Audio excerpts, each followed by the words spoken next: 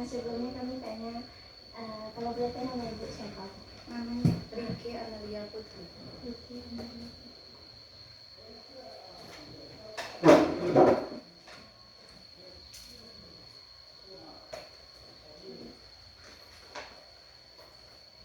Pertanyaan kami yang pertama, Bu, apa di sekolah ini ada penyusunan program di sekolahnya, Bu?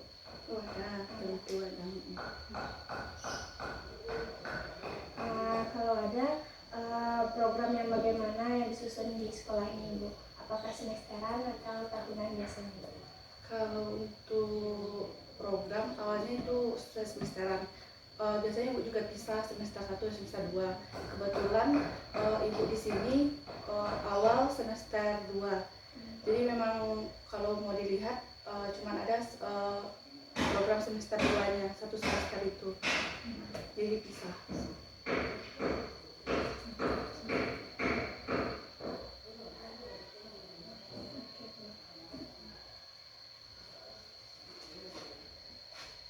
Di sekolah ini, Bu, apa ada jam pelajaran khusus BK mengenai BK di sekolah ini? Jam khusus maksudnya jam masuk lokal, ada jam lokalnya ada. Itu biasanya seminggu ada 1 kali masuk lokal. Kalau di sini siswanya tidak terlalu rame, jadi biasa digabung kelas 1, kelas 2, kelas 3 digabung. Itu 3 jam mata pelajaran.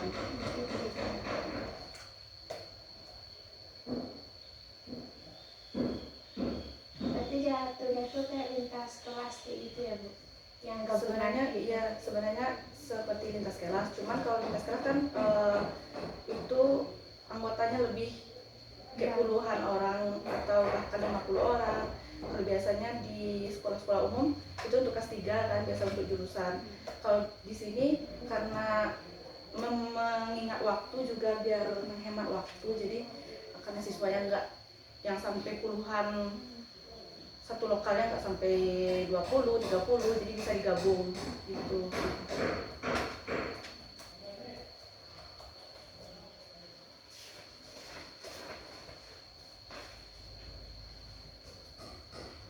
Pas dilaksanakan kegiatan jam BK di kelas itu biasanya apa aja kegiatan yang dilakukan, Bu? Biasanya ada gantian ya kalau di lokal, tapi lebih fokus ke bimbingan klasikal.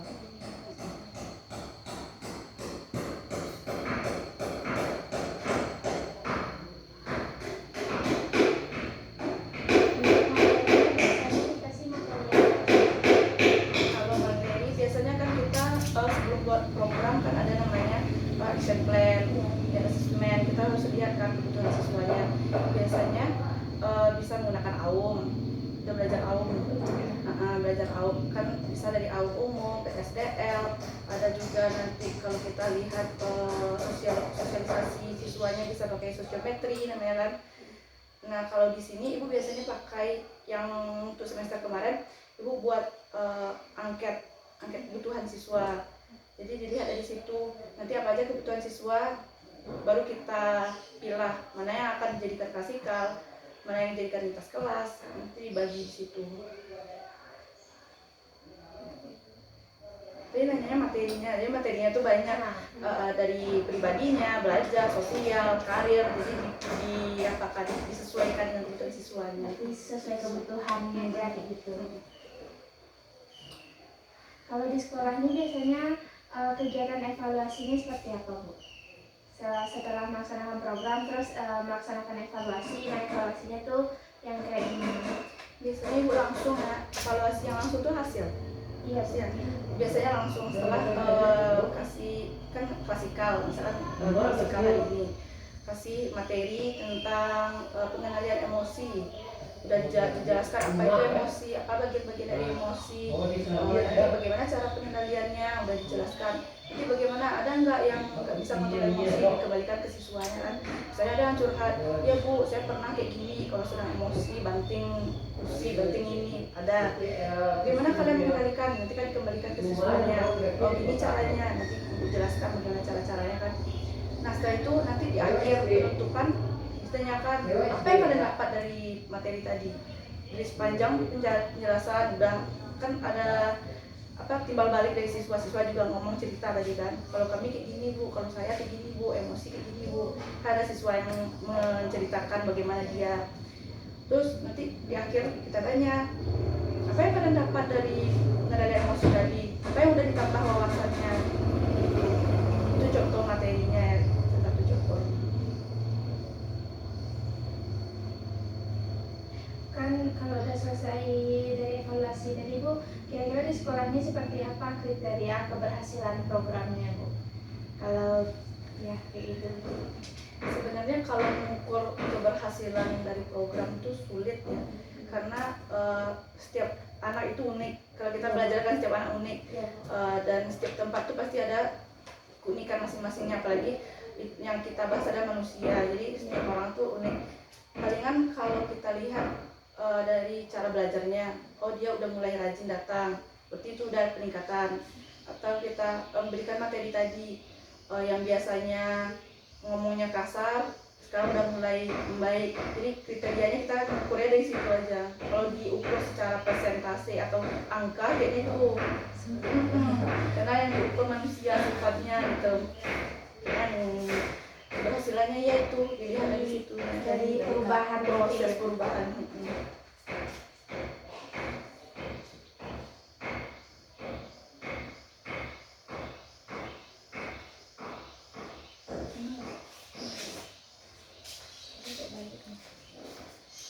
Ya Bu, apa di sekolah ini pernah Bu melaksanakan kegiatan alih tangan kasus dari Bu sendiri? Tuh sampai saat sekarang belum Belum ada lagi Bu, alhamdulillah. Karena kasusnya masih bisa ditangani sendiri ya. Kalau nanti yang udah berat kasusnya sampai alih tangan, biasanya kan ke polisi atau kemana kan itu. Untuk sekarang belum. Jadi masih kategori aman, ya, masih bisa backup dikoordinir sendiri. sama.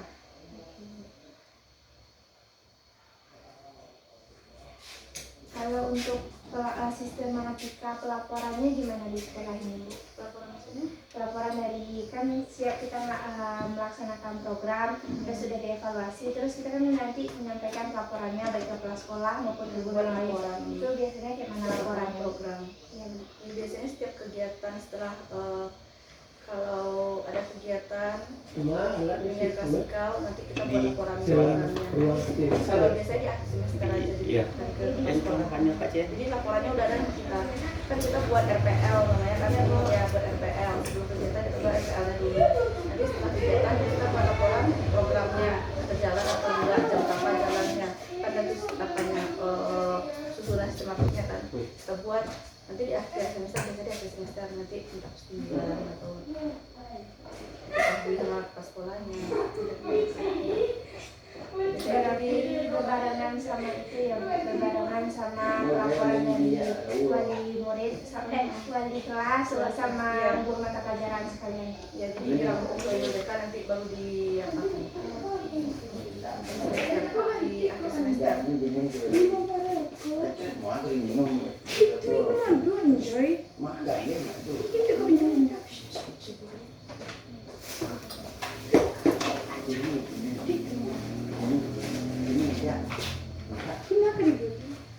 Tindak lanjut itu biasanya gimana di sekolah ini Bu? Kan tadi caranya kita ada ibu tadi ada bahas tentang terus tindak lanjut itu biasanya seperti apa di sini? Kalau itu angketnya kan dari ibu, nanti kan disebarkan siswa, misalkan di jam pelajarannya BK, kita masuk lokal, nanti disebarkan angketnya. Ada beberapa siswa yang datang, nanti kan diisi. Ibu yang milih mana nih yang banyak yang membutuhkan.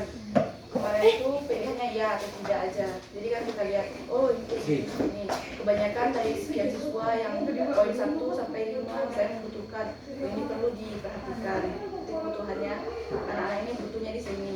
Nanti kita buat action plan-nya, apa kelanjutannya. Dari action plan kita susun mana ini yang belajarnya, mana ini yang pribadinya. Dari situ baru nanti kita buat materinya. Lanjut ke program, kan itu susunan buat program kan masih kayak gitu kan, masih belajar sampai situ kayak gitu. Selain bimbingan tadi Bu, biasanya di sekolah ini ada juga nggak ngadain kayak di konseling individual atau bimbingan kelompok gitu? Ada biasanya konseling individu itu kan siswanya yang datang kan itu biasanya ada, tapi kalau untuk yang dengan kelompok atau kelompok belum terjalankan Masih secara dan cari waktunya iya, karena anak-anak sekolahnya kan sampai siang terus dia udah lelah.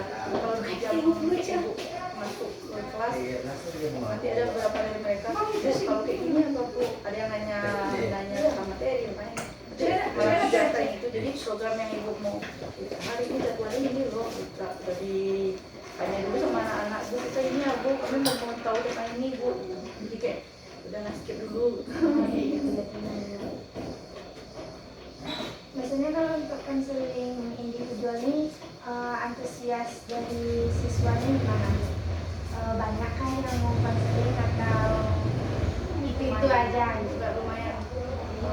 Misalkan kalau siswa dia masalah cinta, masalah teman, masalah di rumah itu banyak aja yang SMA kan. Ya Bu. Kalau yang konseling itu angka karirnya ada Karir. konseling individu karir. Ada beberapa orang kemarin nanya soal bekerja kan, biasa karir kan kalau anak SMA nyambung kuliahnya gimana, ada.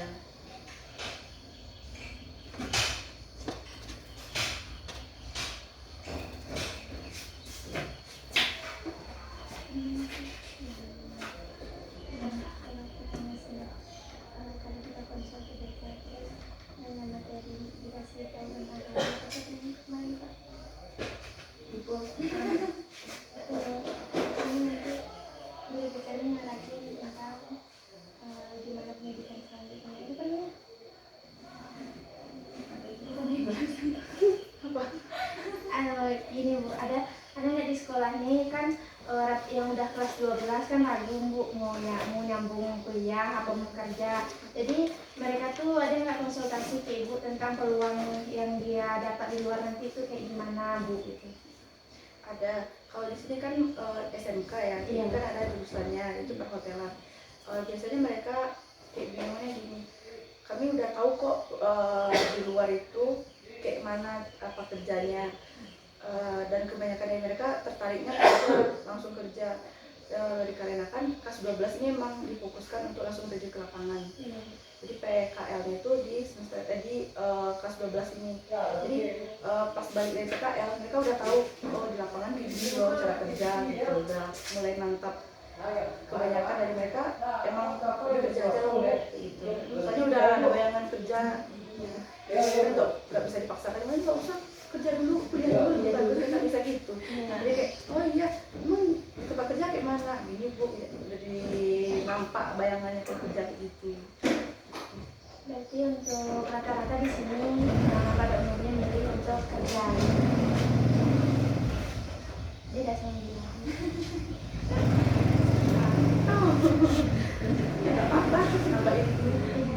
Malah terkadang itu Bu, ada nggak siswa tuh sama kayak pengalaman pribadi bilang, entah ada pula nanti di sini dia jurusannya ini tapi nanti mau kuliah di jurusan yang lain, ada nggak kayak gitu kira-kira Bu? Itu kalau pertanyaannya umum nah, Iya, umum kan? Kayaknya ada.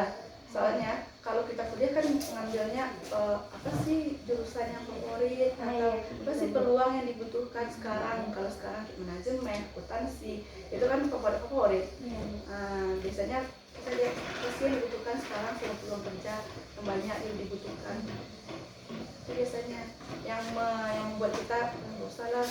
Bahkan ada anak IPA misalnya kan di SMA-nya IPA, nanti pas kuliahnya ambilnya manajemen, akuntansi yang diambil kan, perbankan. Itu karena peluang kerja tadi, nanti prospeknya ke peluang kerja.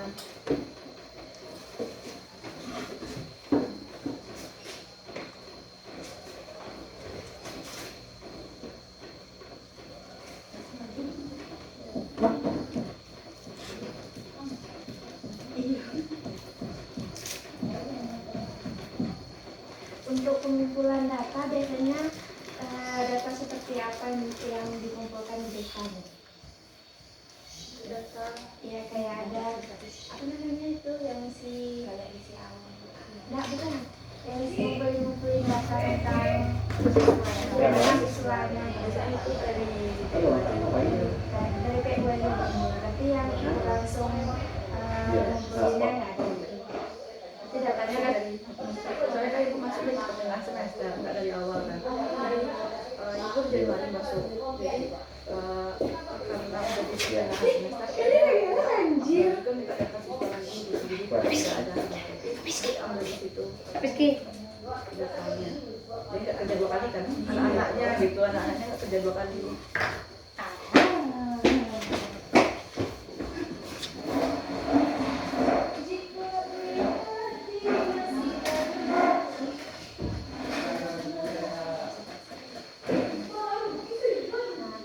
untuk sesi pertanyaan udah jadi kami masih nanya juga sekarang lagi sedikit itu untuk di sekolah ini ruang belum difasilitasi belum Iya.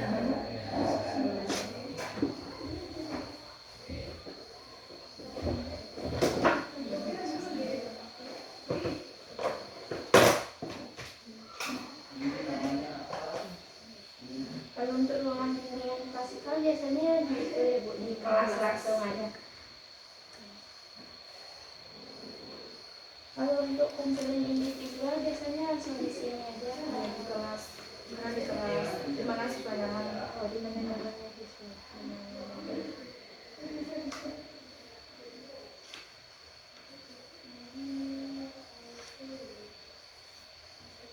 Berarti kalau untuk backup bimbingan kelompok berarti memang belum dijalankan selama ibu jabat di sini ya.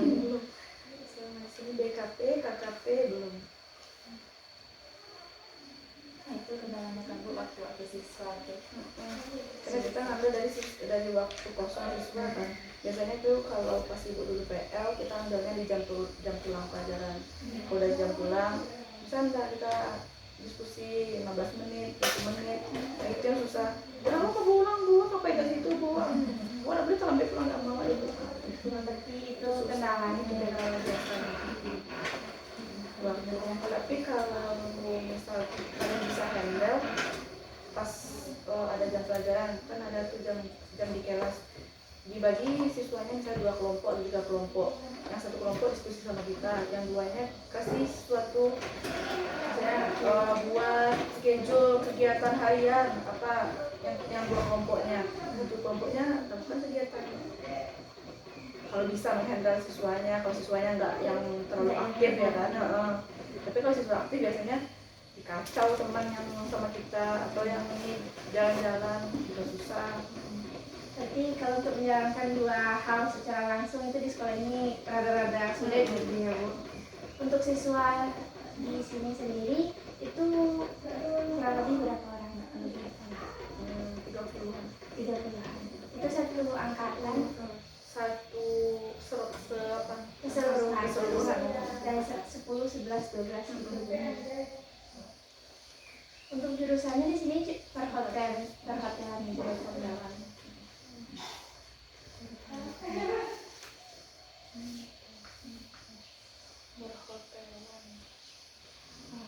Kalau untuk dokumen daftar minat bakat siswanya di sini belum.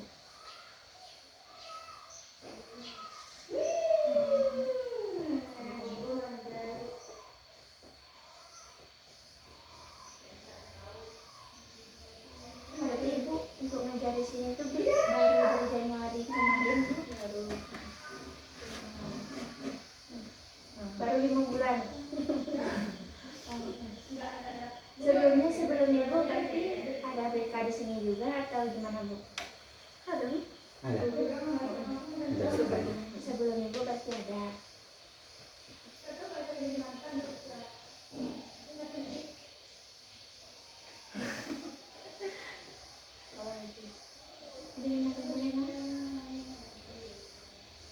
Kita masih duduk dengan Ibu. Nanti dibuatkan laporan di kelas. Iya. Karena kami terkendala masuk-masukin surat tuh biasanya susah. Kalau mau observasi itu susah Bu. Jadi kemarin tanyalah sama Kak Sep, ada enggak dari sekolah yang bisa maksudnya gampang kami observasi gitu. Biasanya ke tahan gitu kami observasi. Diokekan sama sekolah. Iya, nunggu diokekan sama sekolah karena sampai di sana pun kami cuma nanya kayak gini, tapi informasi yang kami dapat itu pun nggak terlalu valid gitu. Jadi kami bersyukur gitu, langsung di sini tuh langsung aja diterima kemarin suratnya, terus kayak dipermudah juga, kayak senang aja gitu rasanya Bu. Soalnya kemarin ada beberapa kali kami observasi ke sekolah-sekolah itu, kami dari masukin surat aja, emang harus ya mata kuliahnya apa gitu, jadi agak rada-rada sulit gitu. Jadi kayak senang sekali kami nyampe di sekolah nih langsung di mau gitu Bu. Biasanya susah.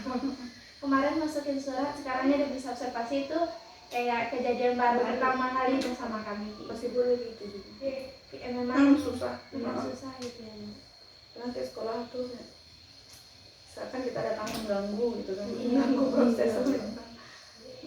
Kami kan juga itu kerahasiaan juga ditahu. Jadi yang ditanya itu yang memang seputar dengan mata pelajaran mata kuliah kami aja Bu, enggak rahasia. Paling nanti kalau ada tadi pertanyaan yang melibatkan kasus tuh enggak kami tanya juga orangnya siapa, enggak, cuma nanya pernah atau tidak aja gitu. Mungkin ketakutan dari sekolah lain gitu. Dia nanyanya rahasia, minta data gitu. Kami cari ya kayak gitu lah Bu, informasi. Iya, Cari informasi aja gimana sih rata-ratanya di sekolahnya. Tapi termasuk sekolah yang sangat aman sepertinya ya Bu saat ini, masih bisa dikendalikan. untuk kenakalan siswanya nggak ada yang parah-parah sekali, masih pada wajarnya. Yang motivasi belajarnya kurang, yang datangnya kayak kalau nggak disuruh orang tua malah sekolah gitu, masih yang wajar, masih terpaksa. Yang belajarnya masih nggak ada semangat, jadi nggak ada diri mereka nggak mau nanya, malas lah gitu. Ya masih wajar, terlambat gitu, terlambat sekali cabut. Apalagi jam kosong, ada bulan yang pada umumnya. Biasanya kalau untuk magang kayak gitu tuh ditentukan di sekolah atau gimana biasanya? Sekolah Ditentukan sekolah. saya masih kita rumah, jadi fokusnya di Batu Sangkar gitu kan, di Bersian. Berarti menyesuaikan sama kurikulum yang sekarang itu ya Bu, yang magangnya di kelas 12 nggak di kelas 11 lagi gitu. Iya, sesuai kurikulum Merdeka. Tapi kan yang kelas 3 sekarang itu masih K13. Nah, berarti masih Iya, yang kelas 3 sekarang yang baru tamat sekarang masih K13. Yang 1-2 udah Merdeka, karena Merdeka ini kan baru 2 tahun untuk SMK jalannya. iya.